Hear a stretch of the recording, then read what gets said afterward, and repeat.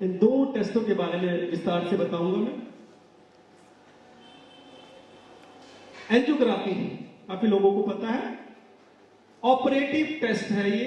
Admission is required for 24 hours. इसके side effects होते हैं, ब्लीडिंग हो जाती है, कई बार इंजरी होती है लोकल साइड पे, स्वेलिंग हो जाती है, किडनी फेल हो जाती है कुछ पेशेंट्स में। इससे ब्लॉकेज की डिटेल्स की ही जानकारी मिलती है कि ब्लॉकेज कितनी है, कहां है, where is the blockage, how much is the blockage. Blockage की डिटेल्स काफी नहीं है ये मालूम करने के लिए कि उसका ट्रीटमेंट क्या करना है, सर्जरी करनी है या मेडिकल ट्रीटमेंट देना है। इसके लिए दो फैक्ट्स इंपॉर्टेंट हैं जिससे मालूम होता है कि मेडिकल ट्रीटमेंट करना है या सर्जिकल ट्रीटमेंट करना है।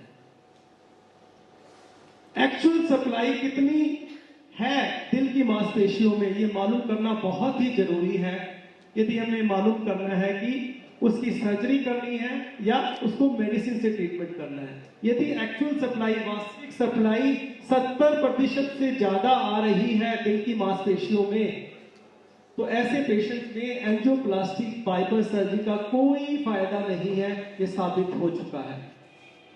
और ये फैक्ट एंजियोग्राफी से पता नहीं लगता है, दूसरे टेस्टों से पता लगता है जो स्ट्रेस एमपीआई टेस्ट है। और एक और तथ्य है reversibility of heart muscle damage, यानी कि हार्ट मसल डैमेज परमानेंट है या टेम्परेरी है, यह मालूम होना भी बहुत जरूरी है।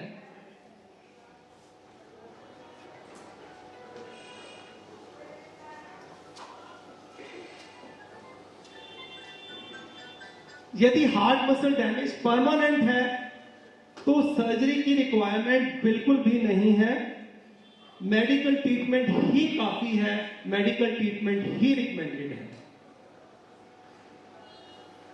Therefore, angiography is not a complete test for diagnosis of heart blockage. It cannot give information regarding treatment guidelines. It cannot decide whether surgery is needed or medical treatment is needed.